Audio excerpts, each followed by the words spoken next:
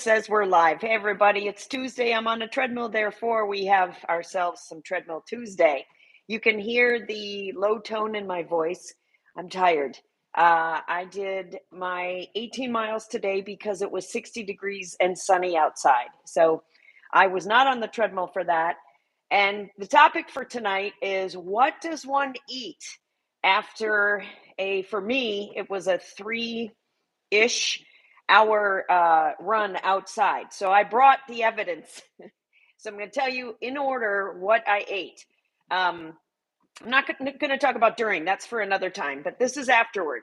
So I got home, and the first thing I did was go right to the freezer and get one of my favorite things to eat, just anytime, not just after a run, a lean cuisine. And this is cool, protein. They protein rich, so you can see it's 21 grams. And somebody said to me the other day, do you really think you need a lean cuisine? I've always liked these. I just like the taste of them. I like the price of them. And I like the fact that in 3 minutes, I was able to start scarfing that sucker down. So I ate that right. And as that was in the microwave, I'm getting ready. I get cold super fast after a run. It's not uncommon for people because my sports bra was wet. This might be too TMI, but that's okay. It's Treadmill Tuesday. So I was trying to change and get the shower going. So this was my pre-shower food. And I'll show you then what I had post-shower.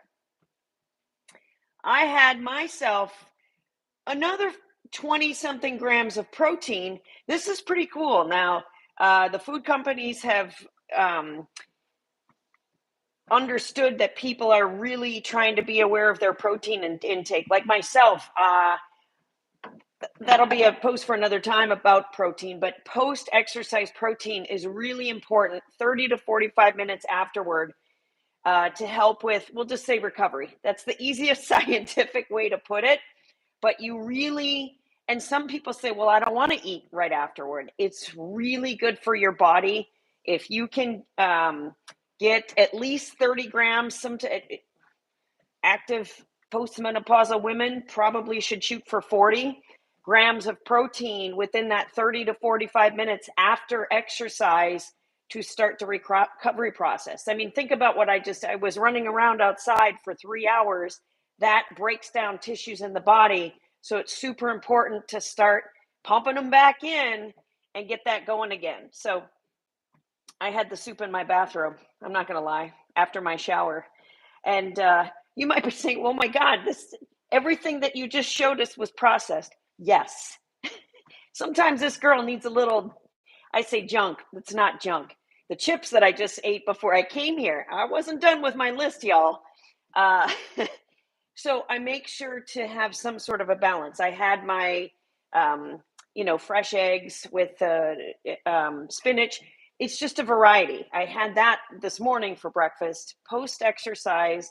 Again, you want to try and get quality ingredients. For me, I just needed to get the protein.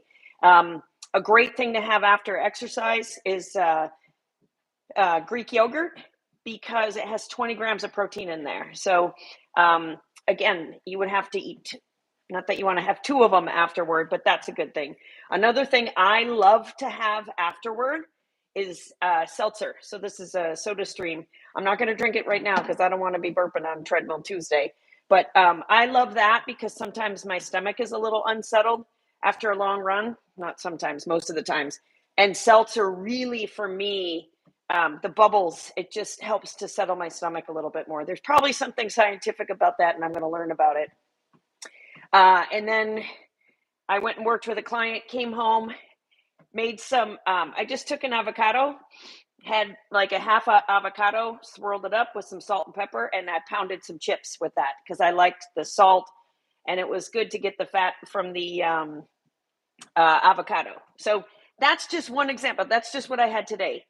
It varies, but I just wanted to share that with you. I'm going to share one more thing, which is a quick story, which is why I'm wearing this shirt. This happened on my run today. I was out there. It was a beautiful day. And with the Boston Marathon, they have they're sponsored by Adidas. And that's what this logo is here. There's the Adidas logo, but the 3 stripes. And it's very common for the Boston Marathon, it has the unicorn logo. So I was running and I could see on the path, I was on a bike path, there was a guy coming toward me.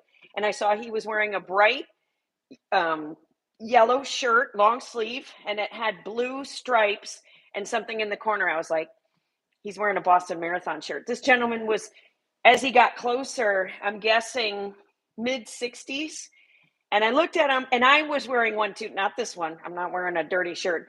I was wearing a different Boston Marathon shirt, blue with yellow stripes, and he had yellow with blue stripes. And we looked at one another, and I was getting ready to pass him, and I said, "Hey, nice shirt."